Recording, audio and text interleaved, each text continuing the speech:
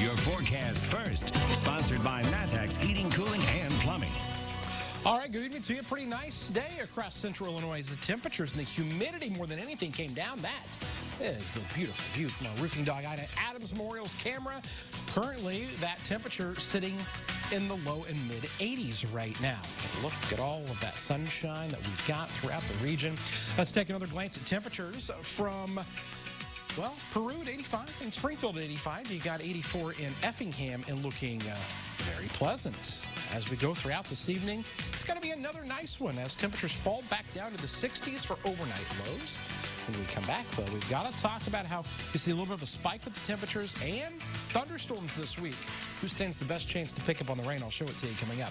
WCIA3 News starts right now. Now from WCIA3 News. They dumped a lot of money directly into my account. After a long wait, she finally got an unemployment check. Why now? They want the money back. It's a trend that we've got to stop. COVID-19 numbers are rising in many areas. What one mayor has planned if the trend doesn't turn around. And will these silver screens ever show another blockbuster? The latest on the Savoy 16.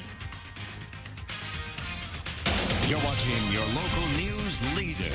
This is WCIA3 News at 6. I didn't tell you to pay me that money. And now she's being asked to give it back, but she says she doesn't know why. Good evening, I'm Jennifer Roscoe. We told you before about people not getting their unemployment money. Now, another problem has surfaced. Some who have gotten money are being told they've been overpaid. WCIA3's Courtney Bunting is live in our newsroom. Courtney, if it's not one thing, it is another. So why is this happening? You know, the list just keeps growing, and the people this is happening to say they can't get an answer, a clear answer to why it's happening. But some are still being asked to return thousands of dollars. How is that our responsibility? That's what a lot of people are asking. After what seems to be an unemployment glitch is changing how much money they're getting. In some cases, IDES is asking for money back. Donae DeMore is an independent contractor. She's been without work since February. After months of trying, she was finally approved for Pandemic Unemployment Assistance, or PUA. I got all this back pay, like they dumped a lot of money directly into my account. After finally getting her payments to work, DeMore ran into another problem. When she logged onto IDES's website, she saw a message that said she owed them money. There's also a section that says OP on there, and it says I owe $5,700 back to that's the overpayment. On top of that, her weekly payments are being lowered from more than $400 to less than $200. So technically, originally they said I was to be allotted $18,000 some odd dollars of unemployment money from February till the end of December. Then they cut that to $7,700 and some dollars.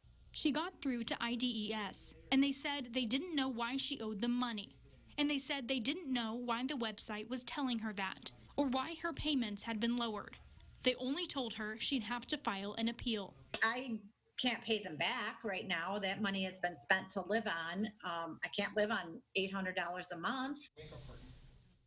I reached out to IDES several times today, and I couldn't get through to anyone over the phone.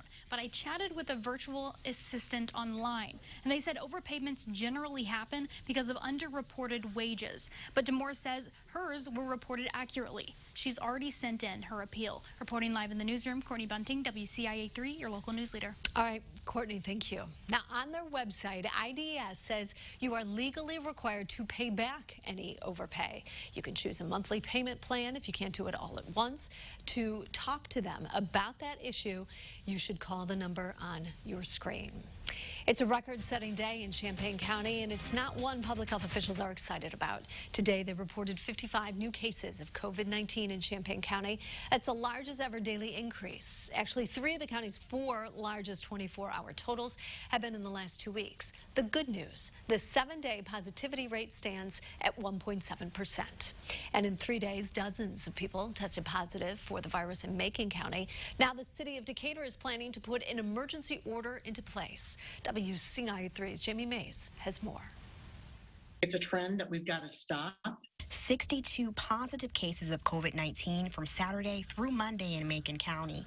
The Macon County Health Department says that's more than they're used to seeing. We kind of anticipated that with things opening back up, with social gatherings being allowed up to that 50 participants. Community leaders and health officials say the numbers are concerning. For each person who has tested positive, they've had contact with other people, and those are potential people who could have COVID as well. We've only been in phase 4 1 month. If we roll back and we can't have indoor dining and we can't do the things that we need to do for our small businesses, we are in real trouble. They can't take it. Our economy can't take it. So the city plans to put in place an emergency order.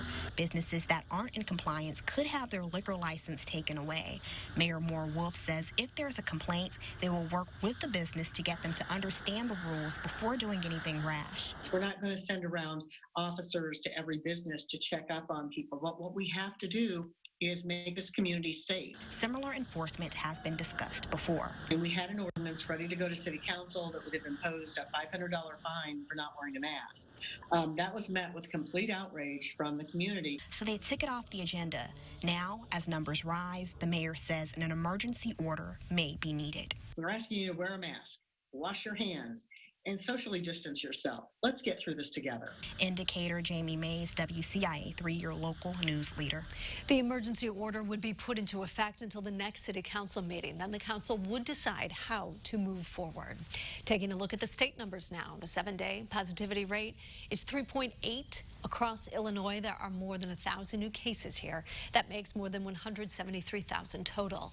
30 more people have died in the last 24 hours. There are now more than 7,400 deaths. This is an update on an application for a casino in Danville. It's being withdrawn. Now officials say they're planning to submit a new one next month. WCIA3's Jen Lask is live with us. And Jen, you just talked with the mayor. So why is the plan being submitted? Well, Mayor Ricky Williams tells me the biggest reason that Haven Gaming wants to withdraw and submit a new plan is so that they can add another partner to the proposal. When the House voted back in May to approve a Chicago casino, the legislation also included an insurance policy of sorts for Danville's casino proposal. If the gaming board decides to reject the application, the city could get a second chance to submit a new one. Williams says Haven Gaming told him last night that they are preparing to send in that new application. They say it will more accurately meet the board's expectations, and the plan that they submitted, as you know, as we've reported, calls for a casino, resort, rooftop spa, and live entertainment venue on 42 acres of land near I-74 and Lynch Road. Williams says the location isn't expected to change with this new submitted plan. Now, in a statement, Haven Gaming says they have found areas for improvement and are eager to resubmit a solid application this August. Mayor Williams says, quote, "I believe that they have the community's best interest in mind." Now, we'll find out after the gaming board meets Thursday if they approve of the withdrawal of Haven Gaming's application, and Williams says after that, the company will bring its new proposal forward to City Council on August 18th. Back to you, Jennifer. All right, looking forward to see what's in it. All right, thank you. Signs are up on Green Street. Why? They're intended for the people who are driving up and down it. Also tonight. I can't imagine some company is not going to come in and buy this facility. Movie theaters across the country are starting to reopen. So will the lights come back on at the Savoy 16? We are seeing quite a bit of light from the sun today. Lots of sunshine on a really nice one with a high.